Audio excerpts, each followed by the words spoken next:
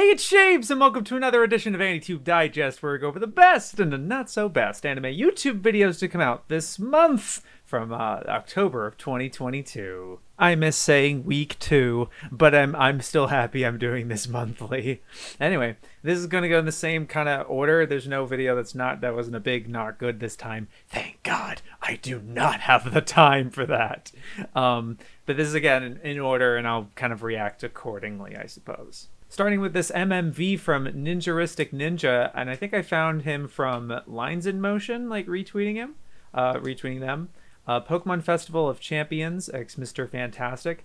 Gotta say, very impressive. But I more so, it was obviously MMVs just blow my mind every time, no matter the, I guess obviously the quality is there. Ninja does a very good job here. But what stuck out to me more about this MMV in particular was just purely the content that he's working with, like the Pokemon manga. I don't know what manga this is from, or like, because I don't think it's from like the original Red. Is the original Red like this? Yeah, it's a comic. Festival of Champions is a comic by Seijun, really high quality. Yeah, so it's not like it doesn't seem like an official thing, but like, man, just like the conceptual stuff like going on and like the idea behind it and some of the imagery. This isn't necessarily imagery that Ninja's seems to be creating. Ninja's really just bringing it to life and bringing it to a sense of color and motion. Does a fantastic job with that. Like even the frame by frame, the different stuff he's doing with the lighting effects and the camera focus with blurs and things like that, really making it feel cinematic. He really has the good eye for that. But just like, again, obviously the motions and the actual movement of the stuff is fantastic. But what really struck me is just the iconography and the certain images and stuff like that. It's just like, wow, this is all really, really cool. Really cool Pokemon stuff and like really cool ideas and whatever, as well as the song by Mr. Fantastic. God, what an OP. It was very much like a anime OP of sorts.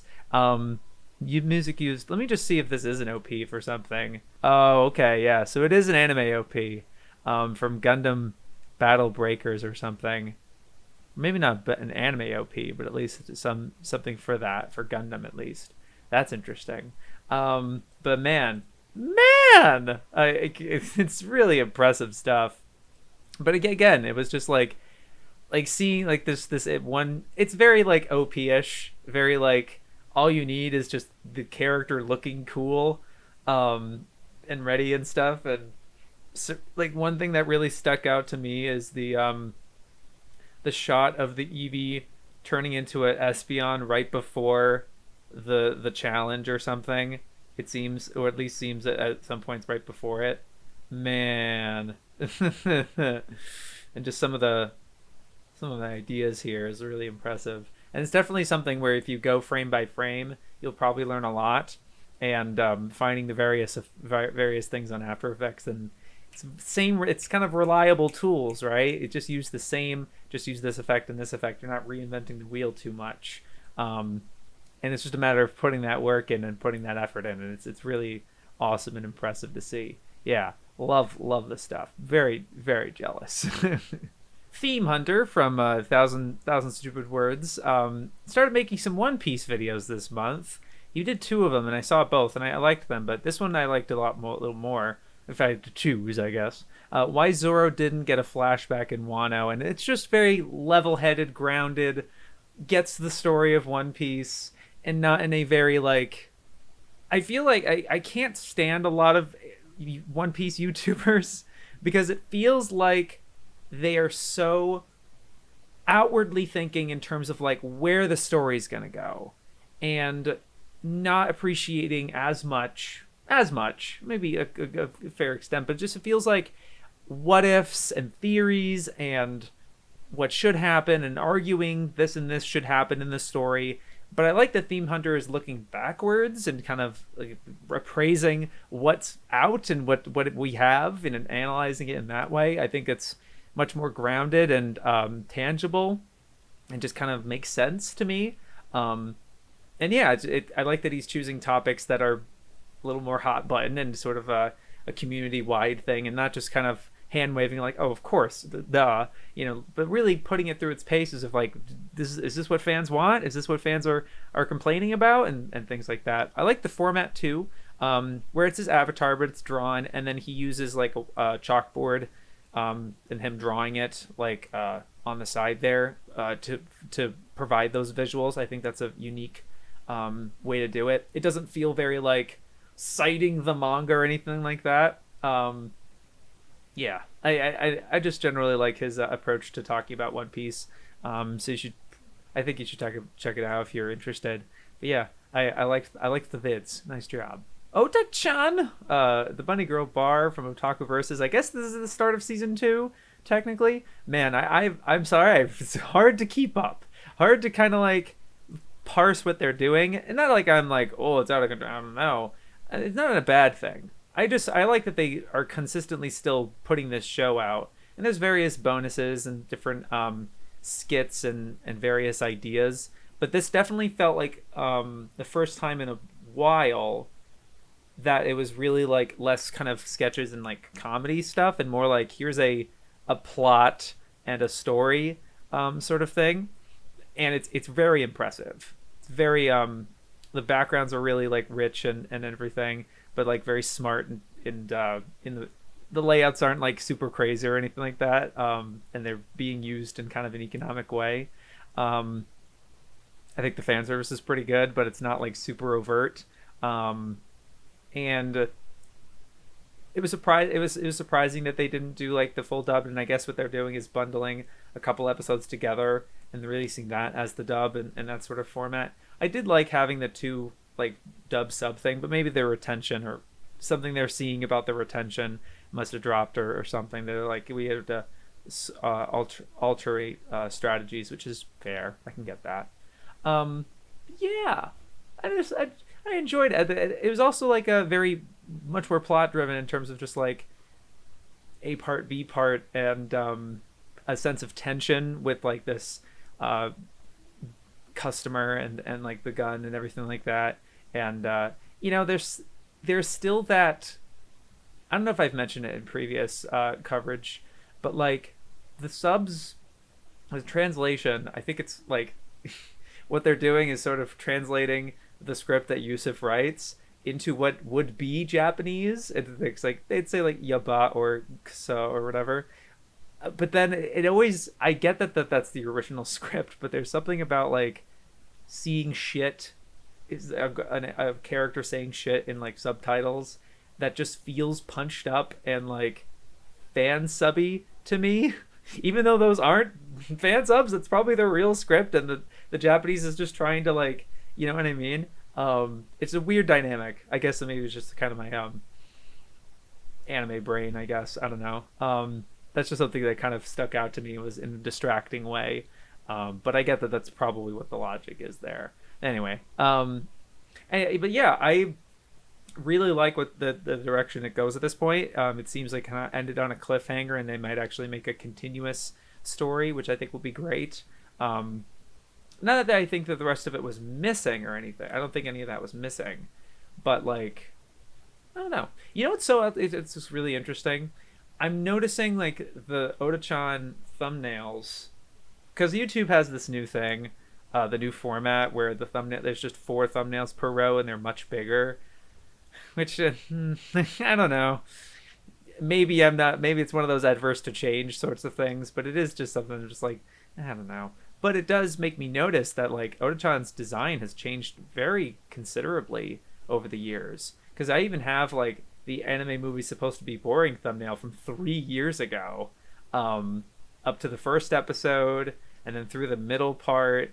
And yeah, the design's kind of like changed and altered a little. And then this newest thumbnail looks so much more like an anime screenshot, if that makes sense. I mean, they all do for sure, but it's like something about the contrast in that one is it's a lot darker. There's less digital. I don't know. It just looks more natural. There's something about it that just looks really great, I think. I don't know how well it'll go with YouTube, with the character holding a gun in the thumbnail. Hopefully you didn't get age restricted or something. But maybe that's a normal thing with your fits. But I think I thought it was very impressive. Oh, the middle commercial was really good too. I really appreciated the postcard memory, the harmony at the end of that with Oda-chan going off the motorcycle and it freezing like that.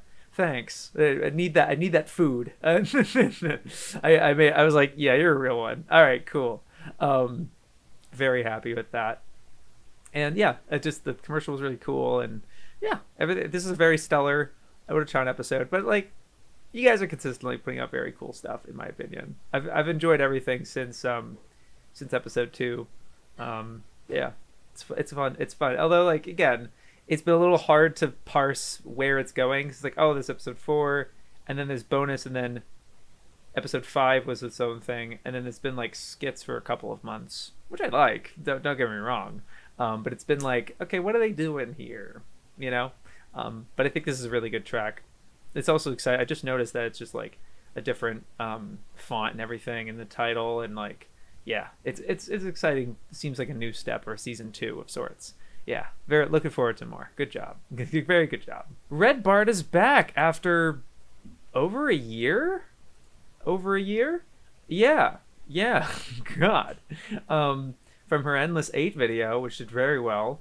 And then she's this week, like this month, 3 new videos, like really awesome.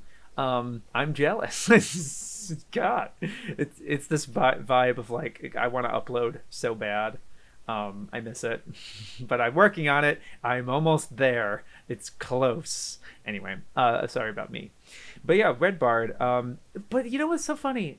I did watch this video because it was just sort of like, wow, Red Bard after a year of not uploading, and you put out Root Film is all right. Like, it's fine.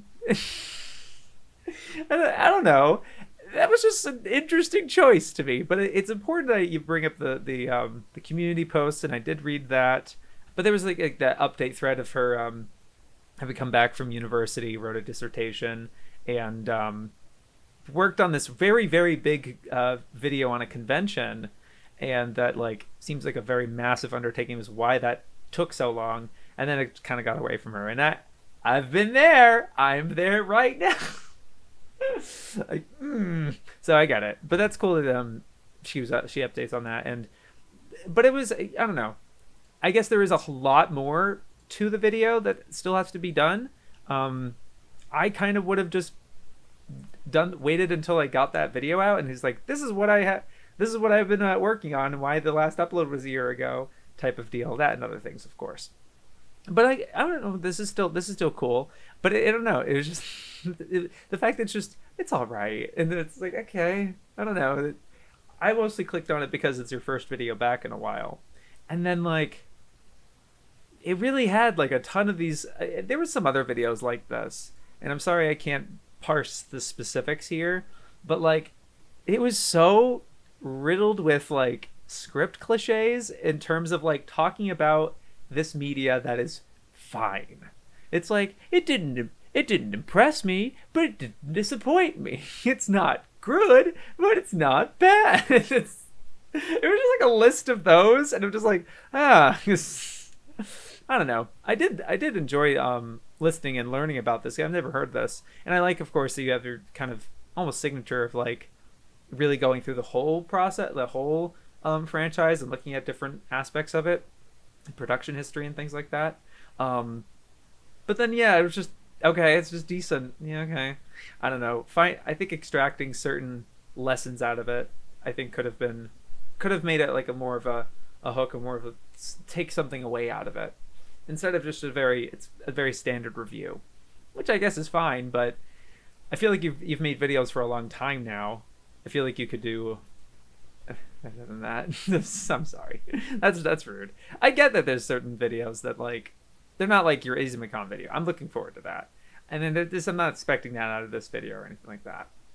I don't know. It's just, to me, it's like, yeah, it's just a different approach. I guess it's just a kind of a different perspective on video making stuff. Like, I would never make something like this in terms of like, it's just fine, you know, unless I'm like, I feel like I've made something kind of like that with like some collaboration videos, and then like, I don't know, I don't know. I just feel like I would. It just wouldn't be my approach, I guess. I don't know, but that's neither here nor there. I'm happy you're uploading again. Looking forward to that much bigger video. I'll probably check that out because it sounds like a very interesting time. Yeah. Funebure collaborating with KYDB in this video, creating Devils, Chainsaw Man AI, using a bit of AI to kind of like feeding that, like what would the tax devil look like, and kind of drawing some stuff based on that. And then inviting KYDB on to draw some things. And that was a really fun part of the video, I think. Because it's like neither of you do all that much in the way of unscripted content. It's very like your presenting voices. So hearing you guys kind of goof around and like, being off kilter with that was really fun. And like, I kind of would want more of that. I actually think that would be a good time. And you guys have a really good match. You have a very good dynamic with each other. It's just cool that you're friends because it's, both of your videos are you're very similar creators in my perspective, at least. So just, I love this stuff. It was wonderful and kind of a popular little topic. That's kind of good. But yeah, it was a fun time. Really liked it. Inakyu, the death of romance anime. Look. I don't know if I didn't think I was gonna like this video, and it turned out okay. But there's certain things that I'm just like, I kind of thought that's what it was gonna go in terms of just the thumb and everything. I just didn't like the vibe. I didn't like how my whole thing about it. Right, this is another situation of just like I would never make a video like this. It just felt so foreign to me in terms of like just complaining about there's no shoujo anime coming out these days, and it's like there's no new ones, no new series, even in 2020. And then I go on Mal and I find a shoujo movie. I find a movie based on shoujo manga. It's not a series, but it's a movie. Do you know about that one or whatever? And just like, there's no reason to complain about this. I feel like you should be lifting this other, and I like that in the other half of the video, you go into more manga stuff and you're giving these manga recommendations. But I looked, all of the manga that you recommend are from like 2012, 2013, 2015, 2018. Like there's nothing that came out now. Why does this shoujo anime have to come out now? Like, oh, where's the Oron? Even though you do bring up Fruits Basket's remake, it did come out. It came out in 2001, by the way, not 2006. But it's like, why does it have to come out now? I don't get it. Sure, that'd be nice, I suppose, but like, I don't know, enjoy other things. Who cares what demographic it's from? The Bocchi the Rock and Do It Yourself are fantastic shows right now. Well, go and check those out. Yeah, they're not shoujo romance. I'm not saying they are, but just like there's stuff to enjoy. And if you were really looking for those sorts of things, have you really exhausted the whole list?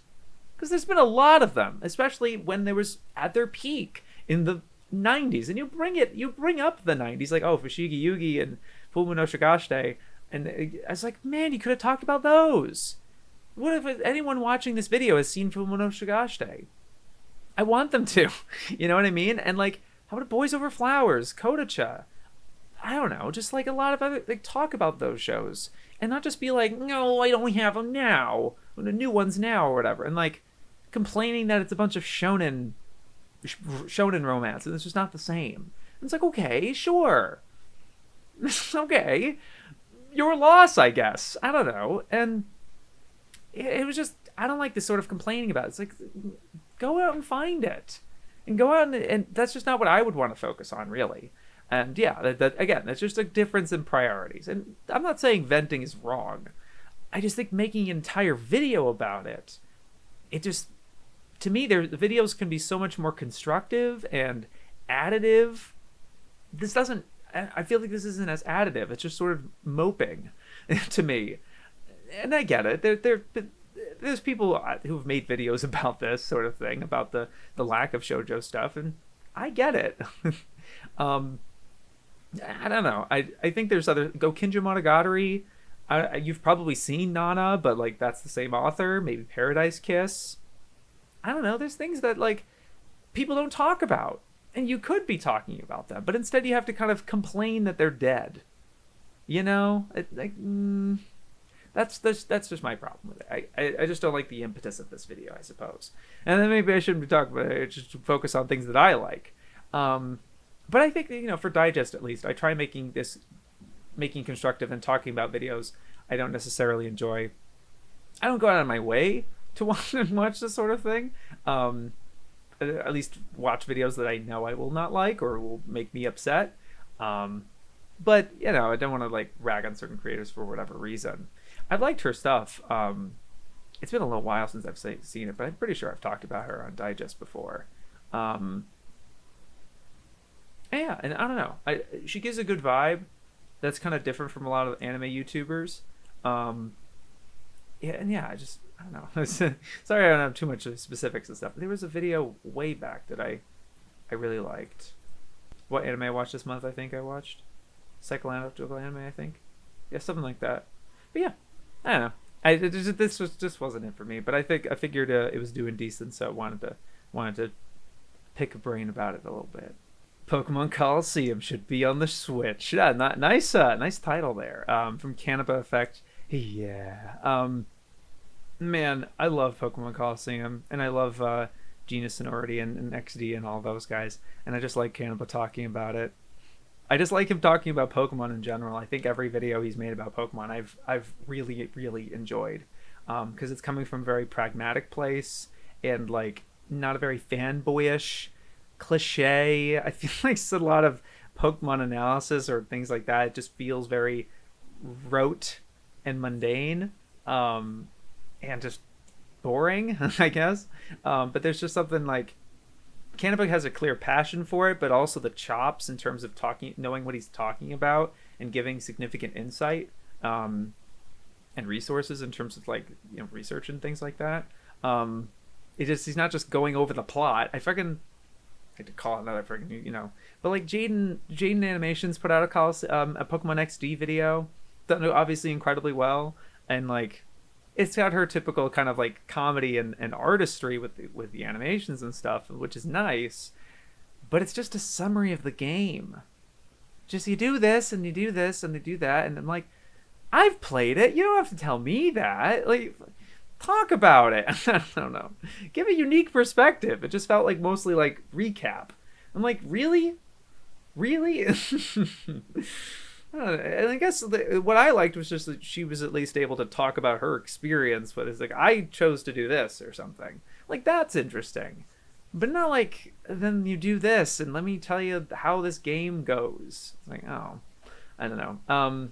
But I really like, again, just Canipa's approach and, yeah, everything, the production history and everything. Oh, man. It's great stuff. Very good stuff. This is a very different video from sydsnap. This is a manga written by a cannibalistic murderer, which it absolutely is. And she has no jokes. She's very serious, and I like that she made it very clear up front and really goes for it. And gosh, I don't know how well this will do, because it is her strongest suit is her comedy and her energy. You know what I mean? This is very infectious. So kind of stripping that away, which is important, it really wouldn't have worked in this particular subject. But I like that she's really trying to go for something that she is passionate about, which is true crime. She consistently is consuming and enjoying it and wants to talk about it in some capacity. And it's like, this is kind of what I can talk about in my channel. This is a because people have talked about this particular person before in other channels, in other videos and stuff. It's kind of an infamous case where he just cannibalized and murdered this girl in France, and then was sent to Japan to be clinically insane, and then they just let him go free, and he's just a free man, and he openly talks about it, and he wrote this manga about it. So like it was really interesting for Sydsnap to talk about this, and it's kind of that unique approach. I think it's it's like no one's talked about this manga type of deal. Doesn't show a whole lot of like the graphic imagery and things, but kind of gives an overview of it, more or less, of kind of how it goes. But I think she does a pretty sound job with it. I'm not wholly I was it JHS? Is the name of that channel? That's kind of the furthest I've gone with true crime. I don't really dabble with the content that much, so I don't have too much of a frame of reference, I guess. But you know, as someone who has followed sydsnap's videos, seeing something kind of different from her was really interesting, and I think she did a decent job at it. It's not something I would watch consistently. I wouldn't click on every video of this, but I could tell that this was something very different. And that's always something I really like about YouTubers, when they push their boundaries and try to do something different. That's always fascinating to me. So yeah, really interesting vid. Sickening, but man, cool. Insightful, interesting. Oh my god. Lines in motion once again with a banger. How Fujimoto showcases loss in Chainsaw Man, and it's spoilers galore. Which, you know, I ended up being, I stopped reading the manga around where episode 6 is about to adapt or so, because I wanted to be anime only for it. And I had been spoiled to a good chunk of Chainsaw Man already. I didn't know the full context, and I appreciated that Danny was able to like edit it in such a way that you didn't, and talk about it in not so concrete terms, that you really explicitly learn. You end up finding what happens in like basic terminology, but there's no context that's spoiled, which I really appreciate, for the most part, it seems. Or at least that was the case with me. I felt like the visuals were able to be scrambled in such a way that you're not talking about very specific context, and you know, deliberating when this happens in this chapter or whatever. It talked more broadly about loss, and whether that is the true fear, or is it death, because death is what causes loss. And I like the question posed at the end, like if Fujimoto ever shows the lost devil or the death devil, which of those is going to be more powerful? Which is based on fear. You know, they're more powerful based on their fear. So which one would be stronger? It's an interesting conundrum. I appreciate. Yeah, the visuals are gorgeous, of course. Although the vast majority of the video is in super wide. It's like 35 mil, like widescreen, and it made me wonder at first, being like, why didn't you just kind of render and export the video in that widescreen and have it, instead of it's in 16:9 with the black bars? And of course, at the very end, you have this nice kind of fade with like opening it up, and it kind of like, here's the wider picture almost, and there's kind of it's like a nice oh, that's cool. But I also get that like it's to further emphasize like Fujimoto's like love for cinema, I suppose. Good call as well there. Of course, the freaking MMV at the beginning. Come on, come on, God. But it's a similar thing I talked about with NinjaristicNinja, where it's very much same tricks, and just put in let's go for this spread. Let's go for this pose. And using the same kind of tricks, what do you use? And that's fine, and that's kind of what you're supposed to do to not make yourself lose your head. It's really smart, but God, I can't with the color, and but I also like that the bulk of the video, the color was very contained. It was very black. It's black and white with like the red outlines and occasional things, but you're not coloring anything, which was appreciative. It's something I've done in that old Berserk video in a couple places, and it looks kind of neat. it's a kind of neat. I don't know, but yeah, I really liked that, and again, the MV is really impressive. God. But yeah, rip in peace to those comments on that video. Hope you're doing okay. God, just any major kind of popular thing like that, I can't imagine. Ugh. Yeah, congratulations. I saw you working on that, like just working your tail off on it. Makes me so jealous because you just put that out while I'm just like granted, it's mostly I just don't put the time in. I just there's other things I put my time in, like this. It's okay. It's okay. Anyway, yeah. Really impressive stuff. Like, very good job. Suin with a very, very good video account. Why Digimon Last Evolution Kizuna Matters. Nostalgia done right. It's just a Kizuna review of sorts. But I love the presentation here, using the Digivices and various other devices to showcase the 4x3 footage. In terms of like, how do you deal with a show that has both 4x3 footage and 16:9 footage, kind of the creative way of going around that, besides just kind of smash cutting from one to the other and then having that blur background and dealing with that. I was doing that in 2016, guys, and we're still doing it. I don't know. I just think there could be better ways. Not better. It's all art. But in terms of just like, I don't know, more interesting and eye-catching ways to do it, I guess. But I like this approach a lot. And generally talking about Digimon, as you can tell with like the things she's referencing and the points that she's making, that she's a very long-time Digimon fan. And I think that's a very important perspective to have with this particular franchise, that like the fans are very specific and like dedicated. So I think that really plays into their favor. Yeah, I think it was very comprehensive and interesting, and didn't have to spoil any or like talk about what it's about or anything like that. You get the vague idea in little pieces here and there, but she doesn't dwell on it. Like, let me just tell you, let me run down what it's about first. Like, none of that. Thank you. And like, I don't need it. I at least I don't need. I get their count. It works for certain videos. It makes sense for certain videos, but that's okay. That's okay. But yeah, I really enjoyed this video. It's really impressive. Love the editing style and the everything. Yeah, Suin is consistently putting out really good stuff, guys. Very, very good stuff. Colleen's Manga Rex. What is Josei manga? She did the same bit.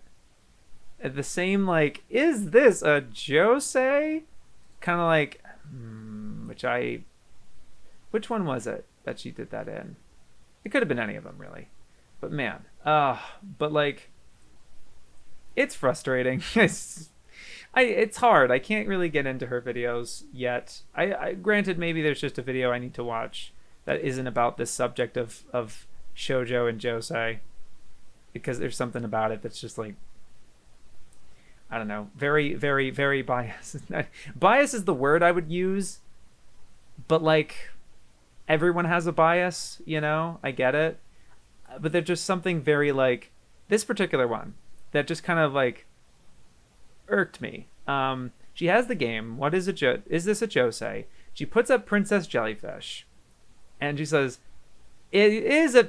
Oh, wait a minute. This manga won a shoujo, the award for best shoujo at Kadokawa's Manga Awards. So no, it's actually a shoujo. And she's kind of using these awards, these Kadokawa Manga Awards, as evidence that the lines are actually very blurred between what is a shoujo and what is a josei. And that's kind of what the bulk of this video is about, being like, some people think it's the age, but that doesn't make sense. Some people think it's the subject matter, that doesn't make sense. And yeah, you're right. And it was so frustrating, because it's not hard. It just isn't hard. It literally is what is, and she understands this. You can tell when she's talking about it, she understands this. She's looked into this more than me. I know. But like, I don't know why she's making it out to be like this is some blurred line, because it's not. It is really what was the magazine that it was published in. That's all it is. That is all it is. And what was so annoying was that, like, and there's some manga series that, like, it was in this shoujo magazine, and the shoujo magazine shut down and was revamped to this other thing, and the manga moved over there, and that was a josei magazine, so now the manga's a josei. I'm like, yeah, that does happen. Manga does go from one magazine to another, and that can change its demographic. Yes. JoJo did literally that. It went from shonen to seinen. Other series that did that, I mean, JoJo's kind of the big one. D. Grayman, maybe? I don't remember. But there's a lot like that. To your point about this, the Katakawa, the Kodansha Manga Award, whatever it was, I look on that site and I look at all the different like manga and everything, and there is a manga 3x3 Eyes that was a seinen magazine that was published in a seinen magazine, so it is a seinen manga that won the Shonen Award. So that does not mean that it's a shonen. That just means that it won that award. And then she says that like some josei, like Descending Stories and this other some other stuff, also won the general category, making it more confusing. I'm like, no, it's not that confusing. It's just the overall. It's like an Oscar-winning Best Picture or something. Like, no, that's not confusing at all to me. And I also just don't know what the heck that has to do with anything. Who cares about these fucking awards? I mean, it's kind of neat, interesting, and kind of cool. Sure. But, like, what does that have to do with, like, you experiencing? What does this have to do with the viewer? Which is very likely English-speaking, and has probably never heard of these awards until you just mentioned them. You know, like, what does this have to do with anything? I don't get it. And I don't know. Clearly, she's way more read in this subject, and I really appreciate that perspective. I like hearing about certain series being their publication history and certain manga authors and stuff, and the growth of it. It's like, oh, it was really just it's ladies comics in the 80s, and like the research is there. I like that. It's great. It's just the approach and the things that it comes out of it. They're like, oh, what do we take from that? That just gets it kind of frustrating to me. It's just the fact that like all the stuff that she's talking about, so much of it happens the exact same way with seinen and shonen. That's just what happens with manga in general. And it's like, it doesn't seem to me, in my limited research, I understand I'm not as well researched or anything, it doesn't seem to me that it's a special thing for josei in this particular instance. It just doesn't seem that special, you know? And you're just kind of making a mountain of, it's like, look guys, it's really important. Yes, it is important. Okay. It's like, yes. And I'm happy that you're spending time on it because not many other people are. But it's just not the kind of, it doesn't feel very productive to me. This like, what is josei manga? It just doesn't feel productive. What would be productive? I like the history. I really like just talking about like where it came from the 80s and stuff like that. Maybe take a certain manga's history about it. Like, what was the the series you mentioned? I forget the name of them. Where they went from a shoujo magazine to a josei magazine. Did anything change in the content going from one magazine to another? I mean, probably not much, but that would be interesting to check out. Maybe there was. Maybe there's interviews with the author talking about that change. It's like, I actually felt I had more freedom to do this, that, and the other thing. What's their perspective on it? You have the chops to do this research, and I believe it could be really valuable additive stuff here. But I don't know. I keep getting it, and I think I've talked about it when I talked about her video previously. She just feels so polarizing in a way that like you're drawing this line in the sand, being like really advocating as an army for shoujo and josei or shoujosei, right? Because there's so many shonen and seinen fans. Look, the shonen and seinen fans, they don't give a shit. They're not going to give a shit. And he's like, yes, you want them to give a shit, but this is it. I don't know. It's just sort of like, why don't we? I feel like, to me, it's like my approach is like, I would want to enrich what's already there. Maybe you can make new fans, but for the most part, you should just enrich and encourage the people who are fans of this manga to go find more, and enrich. I don't know, just that would be more additive to me. But maybe that, again, I'm very different, and I don't know, just feels so embattled. This just feels like a conflict to me. I don't like conflict. Well, maybe that's just me. But yeah, I can totally tell, like, she makes good videos. Things like that, man. Okay. Internet Pitstop. Since when did you get 100,000 subscribers? Congratulations. What the fuck? I swear to God, you had like 10 when I found you. Like, where did that come from? And I'm looking at the the views and stuff, and I'm like, yeah, there's a couple like good stuff that kind of blew up and stuff, but like, man, it's just crazy to me, man. But congrats, and like, well deserved. I love your style and I love your stuff. I've enjoyed everything you've made that I've seen. And this latest video, do you remember Air Gear? Getting like 100,000 views already. How the hell is a video on Air Gear getting that? Maybe it's like an Adult Swim thing. Maybe, I guess there's something, but like it is exactly the kind of thing you'd make, and I think that's something obviously your subscribers are interested in. Since you hit the button right there, it's of course it just makes sense. I just love that you can pop off on a video about Air Gear. Love that. And I liked your approach to this a lot. Really more of the manga focused, which kind of surprised me, but I was delightfully surprised. Not out of your like I didn't expect. I don't know. I guess. I don't remember how often you've talked about manga. I mean, occasionally. It's not like out of your realm or anything, but it's just surprising to me. I was like, oh, he really is being completely thorough. It's like, yeah, it goes to the manga and anime and all this, and mostly focusing on the manga. And love the connection to Jet Set Radio. And again, it's just the things you choose to focus on and really giving that proper time to the style and the aesthetic. I love that. Very big fan of that. And really embracing all the nostalgia and the throwback and things like that, and wearing that outfit is really, really cool. A lot of fun playful edits here, and I really liked the ending the video on a very cathartic, motivational, uplifting tone, despite you having these kind of reservations about the manga as a whole, where like, I really wish it didn't go that way. It didn't like go so crazy. I wish it was just more about the fun skating, you know. It just kind of becomes like a big battle shonen. It's like, okay. Like, and I could tell you totally articulated exactly. I know exactly what you're talking about. Like, oh boy. It's one of those, the type of series. Unfortunate.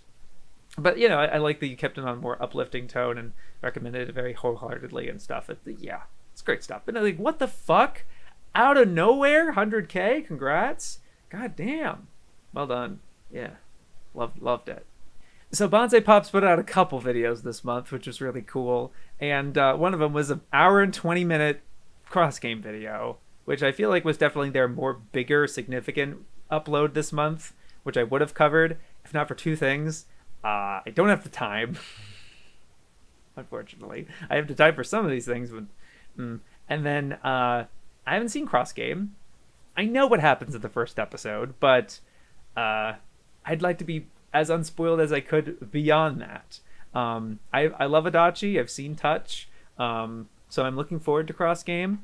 But yeah, I figured I should probably watch Cross Game before watching that video. So instead, I wanted to talk about their Loop on the Third video, Loop on the Third in the Occult, which I've made my impressions about and my stick in the my I don't know, my line in the sand, I guess, of like, not a fan when it does this particular thing you're talking about, where, and it's true, there's a lot of things where you don't know if it's a scam, kind of real, or is it just it's like Scooby-Doo, like, oh, it wasn't real the whole time, or towards the end of the episode they'll get you and it's like, oh, it was aliens this whole time, oh, there was the Loch Ness monster and things like that.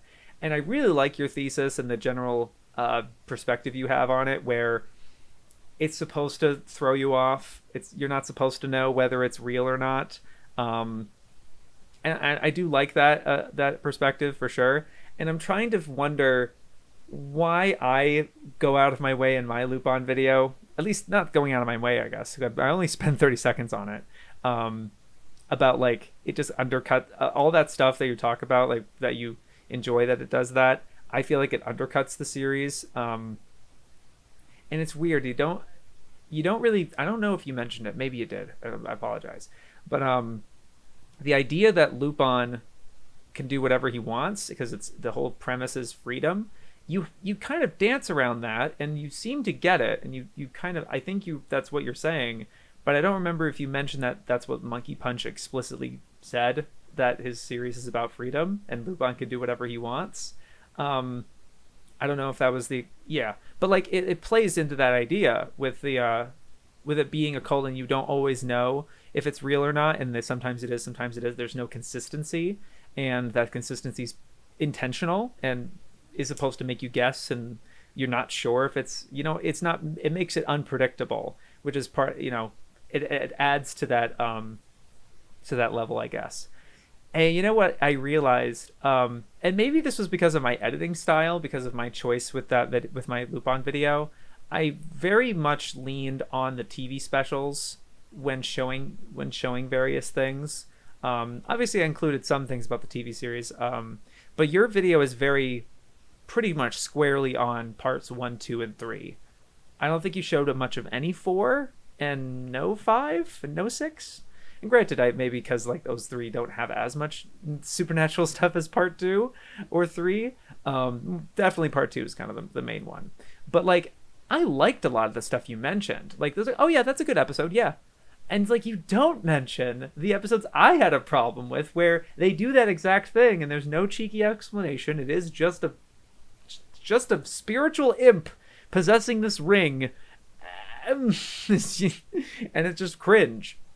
And I realize it really is just the execution of these things. Like anything, of course. It shouldn't just be like, because I was like, oh, some of it's good, like the new type girl, magic blood, and I'm referencing a lot of TV specials when I do that.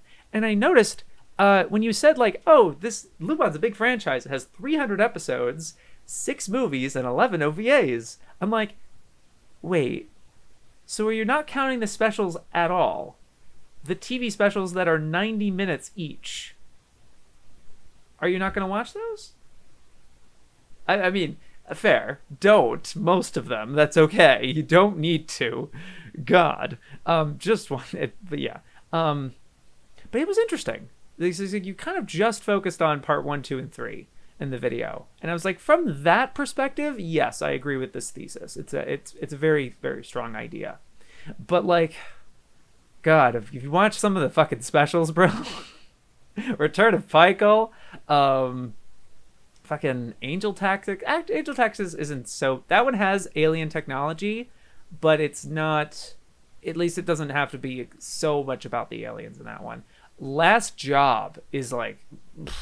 It's like, okay, very cliche, not great stuff. I don't know. It doesn't have that aspect you're talking about where, ooh, it was real or whatever. I think Gold of Babylon is exactly what you're talking about, where you're not sure if it's real or not, and then it turns out towards the end. But like Elusiveness of the Fog, where it's just time travel and they send Lupin back in time for the whole movie. It's like, okay. And I feel like my point still stands in that regard, with those instances where it's just so overwhelmingly fantasy at that point. And it's like, my point of it is, you can do anything with this concept and you're spending your time on this fantasy shit. You know what I mean? It's like, you really couldn't just come up with something cool. Like, you just were like, it goes back in time, and then they don't do anything cool with it. You know, it's not a fun movie. It's boring, but like and just this is wacky stuff. It's like this that doesn't work. It's all about the execution. I don't know, but I really like this alternate perspective, kind of softening or nuancing the take that I had in my Lupin video. I really appreciated it. Yeah, this is a very good video, and I'm sorry I couldn't watch the cross game or the Wind Name Amnesia video, but yeah, I'll look forward to those when I get to them. Bennett! In the aftermath, scrambling an angel's egg. Finally talking about angel's egg in some capacity. Or maybe he's probably talked about it in some places before. But, not really has a thing about angel's egg. But, like, half the video was really about angel's egg specifically. And Oshi's, like, he does the new, it's kind of the new Bennett, new age Bennett, where very much like, let me go into the production history of this thing and inform my audience of all the stuff, which is a great perspective. I'm not. It's welcome, but it just wasn't. It's half the video was on Angel's Egg and not on the thing that you're trying to talk about, which is in the aftermath. I kind of felt like you didn't show enough of the movie, and I didn't get a full understanding of it. I guess there was a plot synopsis at some point, but like I would have liked the full video to be about it, and maybe even doing your kind of classic anime abandon thing of like really going through the whole movie, kind of like experience by experience. Because this was definitely one that, like, you know, I don't normally like when you did that with other OVAs and stuff, because you can always paint it in whatever light you want, positive or negative. It is kind of a manipulative that way. But like, at the very least, In the Aftermath is not something that I was really interested in watching because of its circumstance. And like, I think it's good that you talk about that circumstance and all the history you bring into it. And I like the interviews you're showing and stuff. But I just didn't feel like I had a full understanding of the movie by the end of this video. I felt like it was too much about Angel's Egg at the beginning, like half the video, and then finally getting in the Aftermath. And again, I liked when it got to that point. I liked hearing about the production history of that and the situation of it.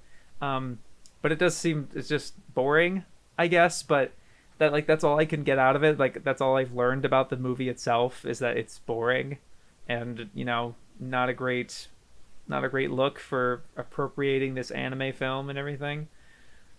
I don't know. It was a little bit of a disappointment for me, but I still like that you talked about it at the very least. I think it was a subject that was fit for you to talk about in this regard. But yeah, that's my 2 cents on it. Oh well. Craftsdwarf's back out of nowhere, and this was a script that he had a while ago, and it finally got around to making it. And he seems to be shutting down his Patreon, and it's not really working out in terms of like making it a full-time thing. He's not like quitting, he's not like retiring full stop, but his real life job, it seems that like he did have to step away from the various podcasts he was in and stuff like that, which is totally fair. I get it. But I like that he kind of didn't shut the door completely, because I think he's very good at this stuff, and always like hearing his perspective. And I just hope in general he enjoys making these videos, you know. But the video itself, delving into Dragon Ball's villains, very nuts and bolts, exactly what you want from Craftsdwarf, which is very like sympathetic, nuanced, very deep reading, not deep I guess, but like very clear-cut reason, analysis and reasons for whatever he's talking about. In this case, really going villain by villain. I like that he started in Dragon Ball and really talked about pretty much every single villain for the most part. Really going play by play with it, not leaning so much on the Z villains, which I think happens very often. But I like that it was all very like, what is their function in the story, in comparison to Goku and what they're for, and their perspective on it, and like what do they add to Dragon Ball as a story overall. Very clear cut, and like, man, I just like hearing his stuff and his style. I think there was a couple like fun editing things towards the beginning too that was really fun to see, but it's mostly just kind of very standard like clips, but like it's stuff that's like, because you're really there for his writing. I think he's one of those YouTubers where it's like, for the most part, you're there for the message and not so much for the experience, which is great. You know, there's some YouTubers who are freaking killer at that, like Matthew Matosis and stuff. It kind of reminds me of that, I guess. Yeah, I just always love his stuff, and I'm happy he uploaded something, anything. I know that feeling. I feel like I inflict that feeling for some people, perhaps. No, it's self-aggrandizing. I don't know, but yeah, I just really like these vids, and I'm happy to hear he's seems to be doing well, all things considered.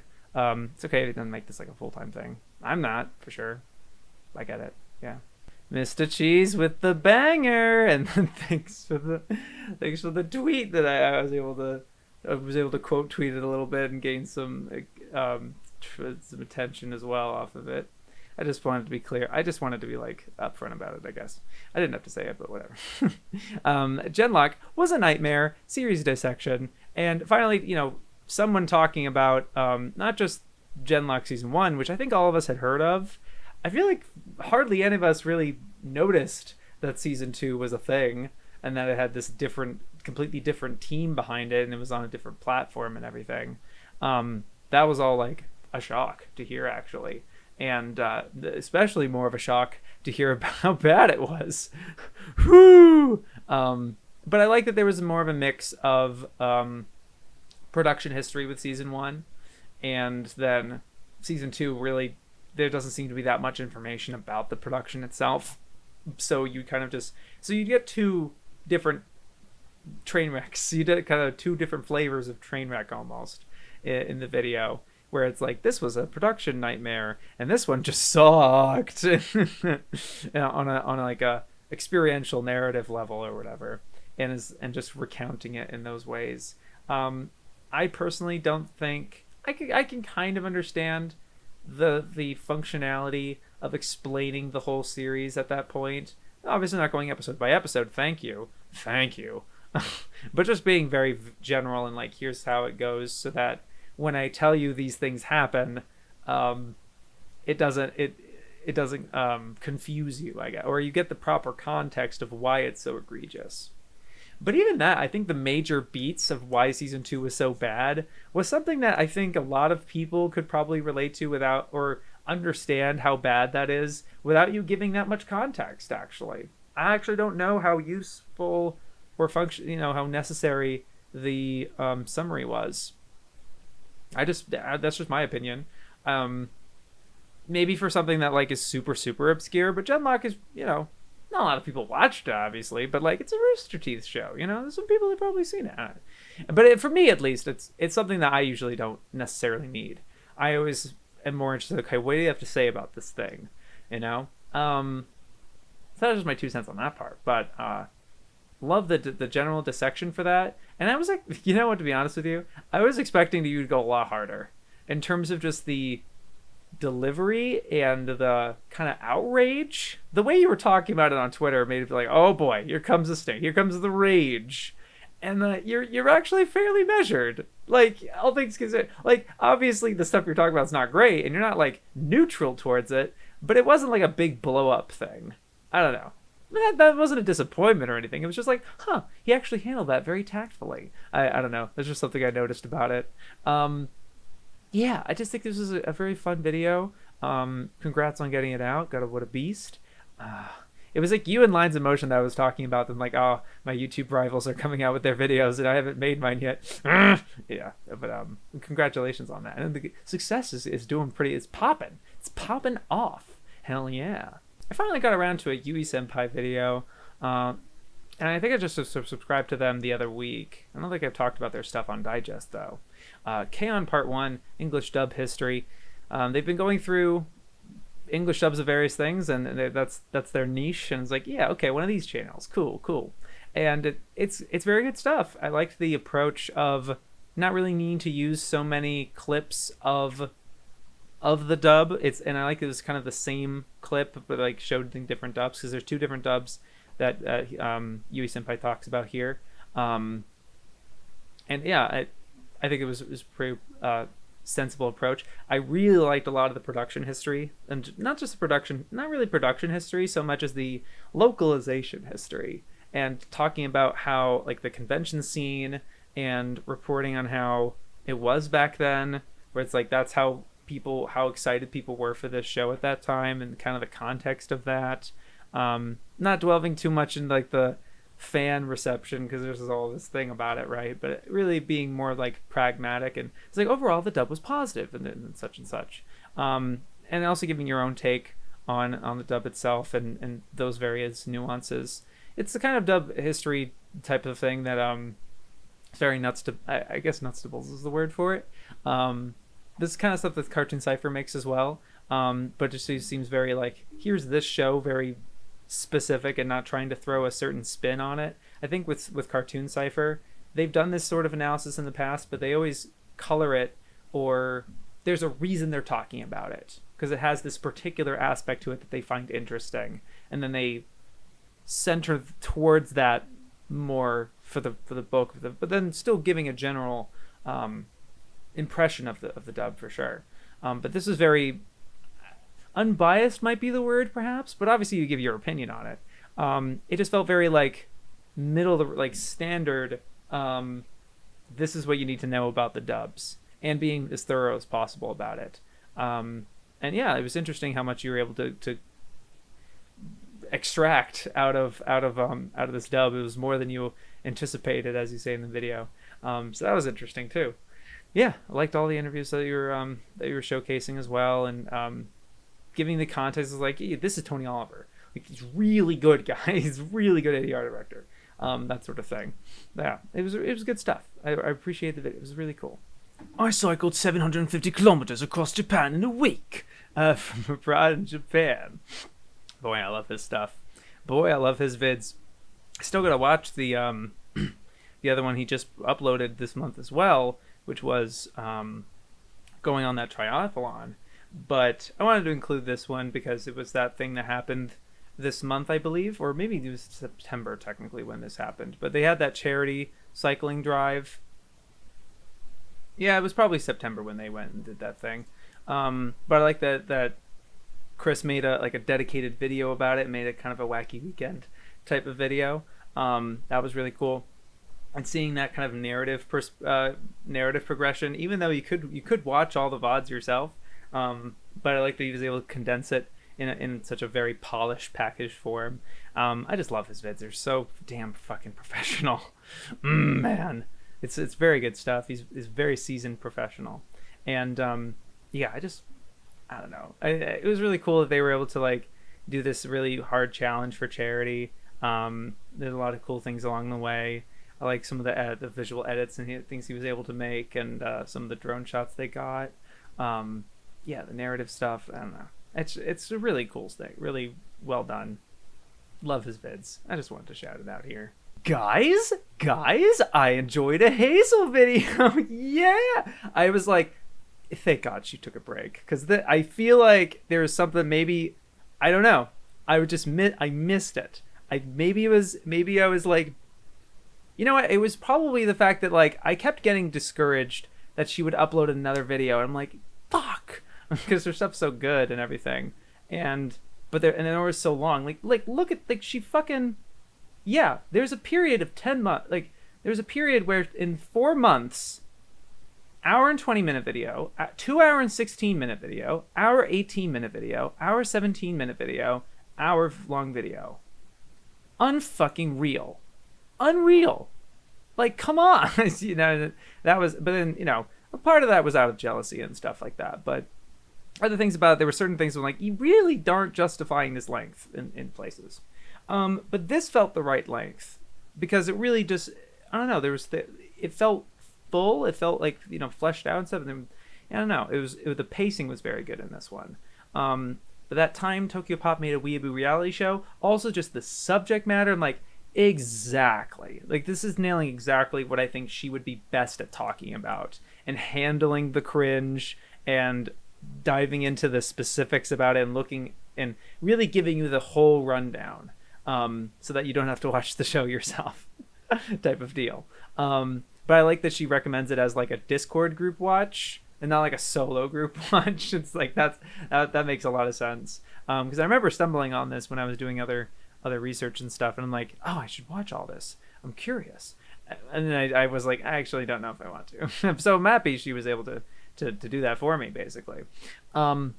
Really impressive stuff. And I don't know, just like loved hearing her talk about it. I did miss her humor and a lot of the side comments she's making, and it was like, God, me when I this is how I sound like when I'm describing my videos to my friends, and show that clip was really funny.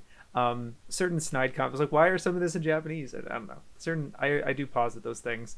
There's no more Patreon scroll by anymore because you got too many patrons. What a goddamn flex. Man. But yeah, gosh, I did miss this a lot, and I'm happy she took a couple months before finally coming out with something. And yeah, I liked it a lot. It was really cool stuff. Love the vid, honestly. Oceaniz Weekly Shonen Jump in 2022. Jesus Christ, hour-long video. God damn it. And then he's like, I don't really watch the Monster Hunter stuff, but what the fuck? Is this it's a podcast. Okay, it was like a 2 hour 41-minute review. But it's a podcast. Okay.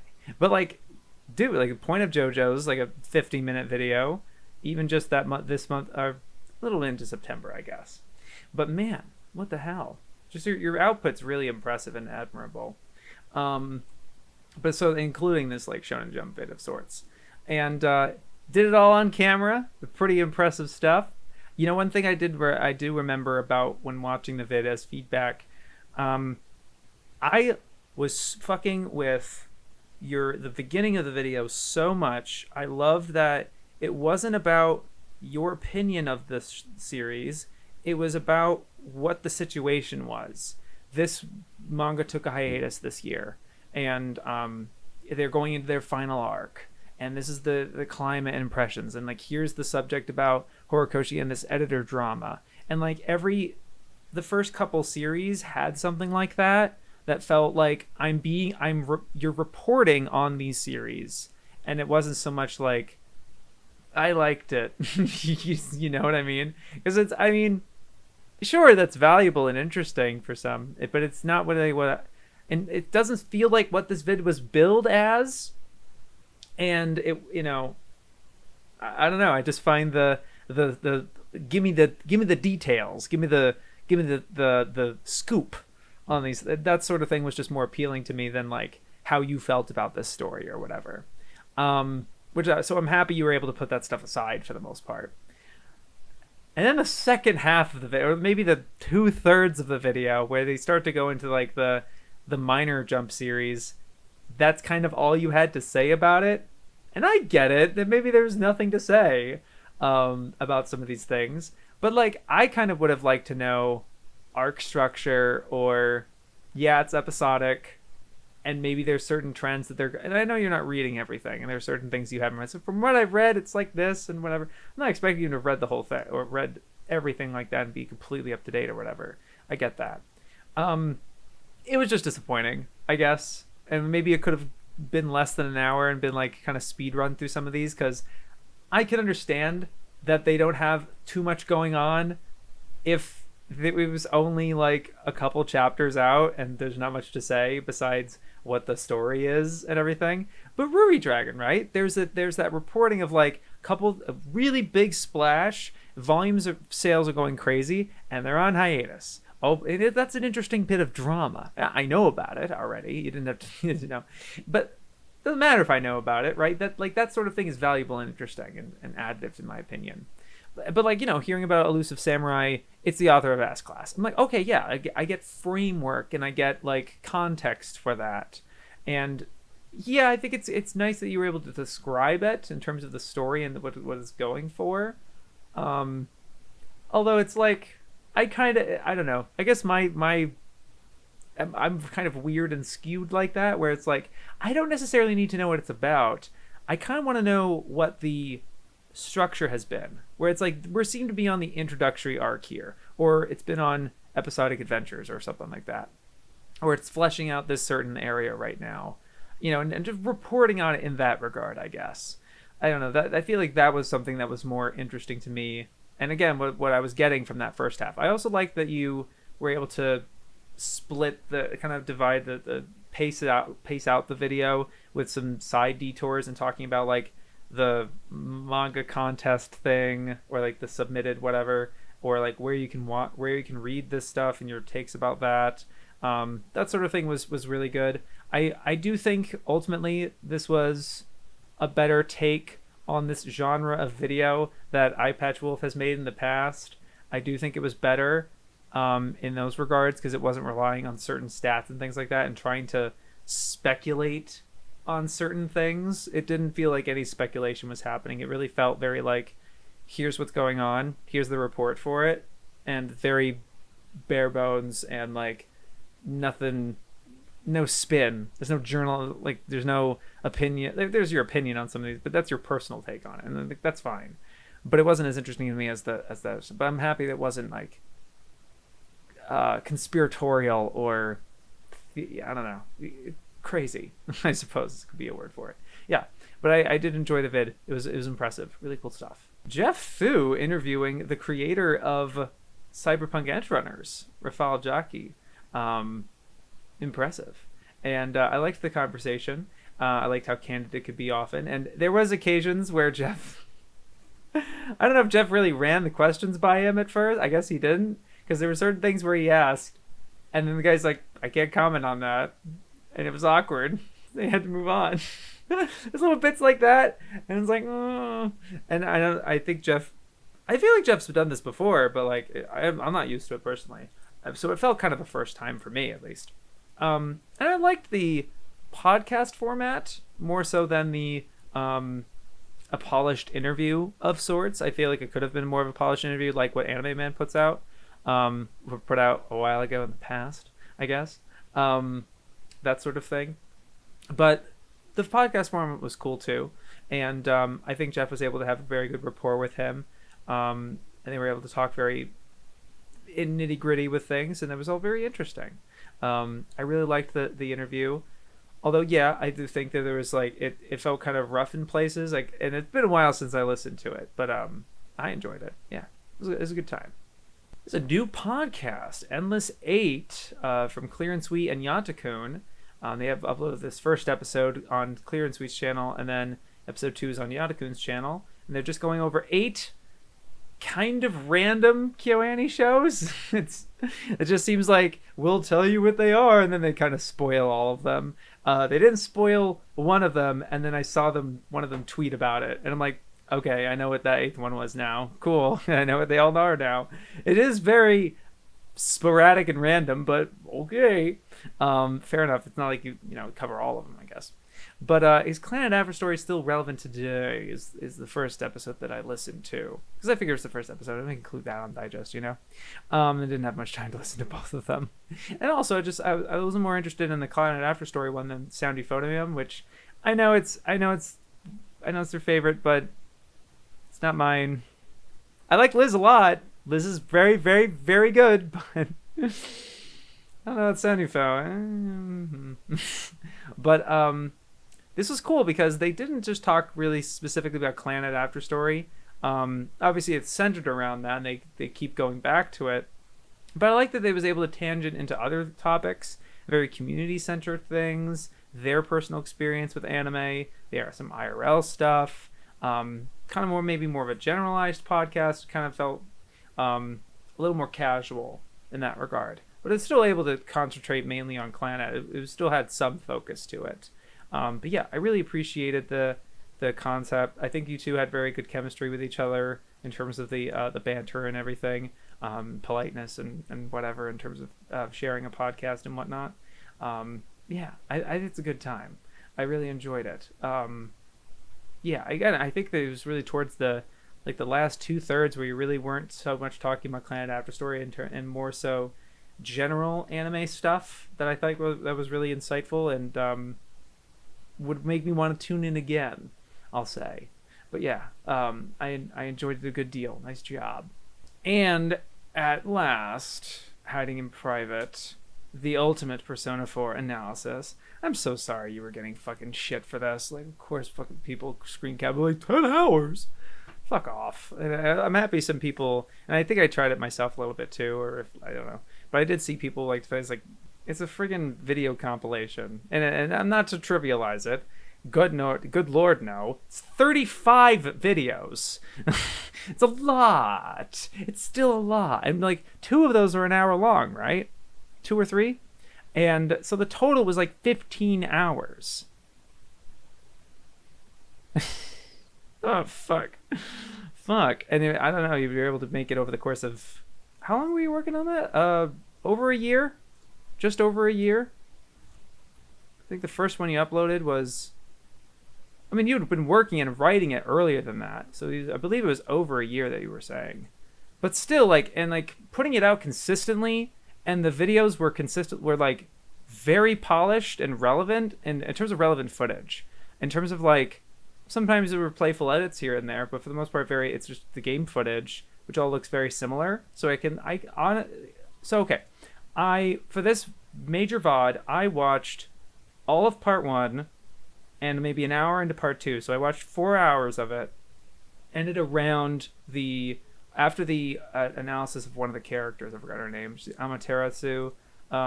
perspective character, the one that represents that. I loved the focus on Japanese mythology. It was really impressive. Yukiko Amagi I watched. That was the last section I watched. And then I did skip to the last section where you're kind of giving your overall thoughts. It's like, I'm done. That's it. And it was cute and poignant. And seeing that was really wholesome and cool. But yeah, I liked how much you were. I feel like I've talked about it in I've mentioned some of the parts in some of the videos elsewhere in Digest before, but I really like the focus on just the games. I think your logic made perfect sense, and just focusing on just the games and not muddying it and not trying to make like a most thorough analysis of Persona. You know, it wasn't it's ultimate Persona 4 analysis, but it's just Persona 4 and Persona 4 Golden. But I like that it's a bigger franchise, but you don't dabble in that. You don't try to, because it complicates it, and there's differences and stuff. And I feel like it would get way too in the weeds and pedantic for that. Although you do call attention to it, you're aware, you're cognizant of it. You're not like fully ignoring it, but you're just it's a concentration, not ignoring it. I don't know. I had better wording for that in my other whatever. Yeah, really impressive. I really like that choice. I think one thing that was tough for me when watching the video, this VOD in particular, like this full major video, is just that it's split into part 1, 2, and 3, and 4, and 5, and then 6 is like just the last dungeon, and it's like a conversation with Shabu that's interspersed throughout the whole series, the whole video. And then your thoughts at the end with part 6 is a very short part compared to the others that feel very compiled of other.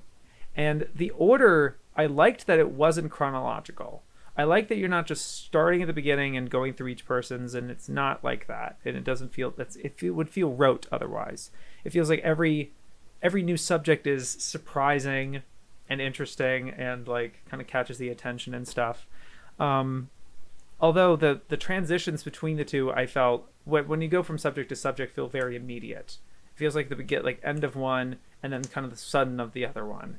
It didn't feel as like specific. And to me, it's like I kind of wish it wasn't broken into part 1, 2, 3. I get that there's the intermissions and stuff, and I did watch the end of part 1 intermission.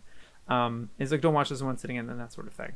I still kind of wanted it broken up into the 35 videos and what that, because like that way you can have an idea as a viewer how big proportionately is one section to the, because they're not proportion, they're not like similar lengths at all. There's some that are similar for sure, but like imagine you were going into what was one of them that was like, oh, that was actually much longer, and I watched all of that.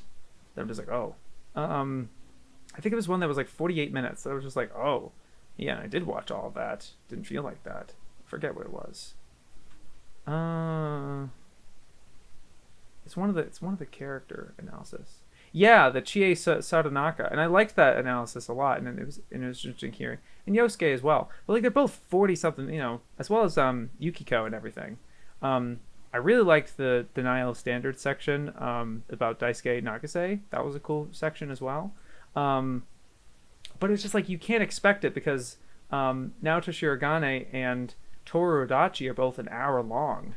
Kanji's almost an hour, you know, so like there's no frame of reference. You don't know what you're getting into, and that's just my perspective. That would just be my approach. I'm about to release a very similar video, and it's split into 3 videos that each one has a different subject, so it's kind of in a similar fashion. And that's just my perspective on that, where it's like, I think if they're going into something, one of the things that viewers like me appreciate is, okay, how long is this going to be? You know what I mean? Because that, you know, it's like knowing the runtime of a movie, right? You want to know, you have an understanding of the investment, I guess. You know, just a flat 10 hours, and it's like endless sifting, and it's only portioned into 3 parts. And I get the 3 parts is interesting and cool. It's just, I don't know. Preferences, I guess. But yeah, and I guess another thing that makes it difficult, but I think I can tell you do a very good job with this. What makes this video difficult as well is that it's almost entirely your voice.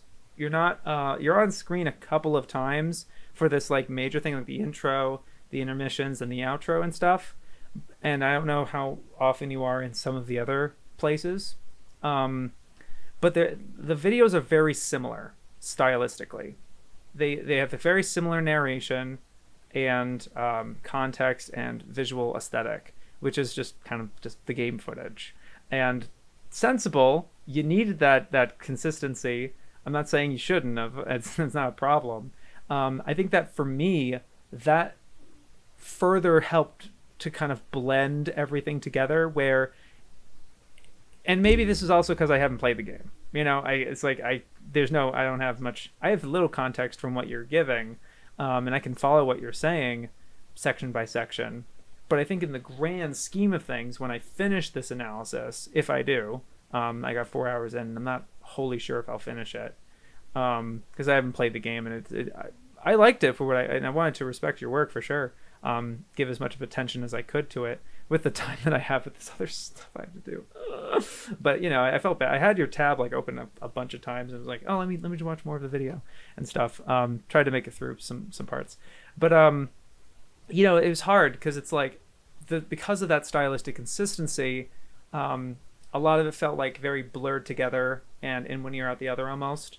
And that's, you know, that's on me. That's not a fault on the art. I don't want to spoil my Naruto video, but I have a take about art that in terms of people's engagement with it, but I'll save it. But like, that's my fault. Yeah, is what I'm saying. That's just my feedback on that. It's just like, obviously I get where you're coming from, and that's in order to get it made at all. And like I said towards the beginning, I can tell you're not just putting random footage on.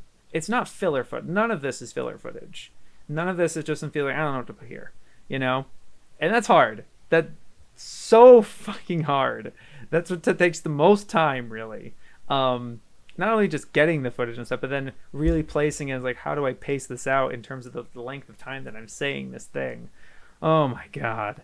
The hardest fucking part. And I can tell that, like, yeah, you're really paying attention, and you have these really nice stylistic things, and I very much appreciated at the end of part 6, you're like, let's have a kind of salute to this ultimate analysis, and you kind of give a montage of all the kind of coolest video edits you did, and I'm like, that's cool. That's great. You're showing that I put a lot of work into this chart. I put a lot of work into this this aspect, like the TV set and everything, and like the various edits with the cutouts, and like how the soccer player guy, I forgot his name. I said the name earlier, but like it's splitting him in half and having that sort of effect. That was really cool. I'm like, okay, cool. He's still doing some fun stuff, and not, you know. Anyway, yeah, because that stuff's so important to me, right? It's the stuff that, like, you know, shows that you care, and it's not just a video. It's not just like your idea, and YouTube's just kind of the method to do it. Like, you really are genuinely passionate about making the video, you know. And it's not just a platform for you, which I really appreciate. Anyway, yeah, I really enjoyed the vid for what I saw of it. I apologize I didn't watch all of it, but still, it's very, very impressive. And you know, those guys who are complaining about it are losers. Yeah, seriously, well done. Nice job. And then, okay, hour and a half digest or so. Yeah, hope you enjoyed that. I know it's not the big beast 3-hour thing, but what can you do? Hope you enjoyed this installment of AniTube Digest. Thank you very much for watching. You guys are great. You have a great month. Yo, peace.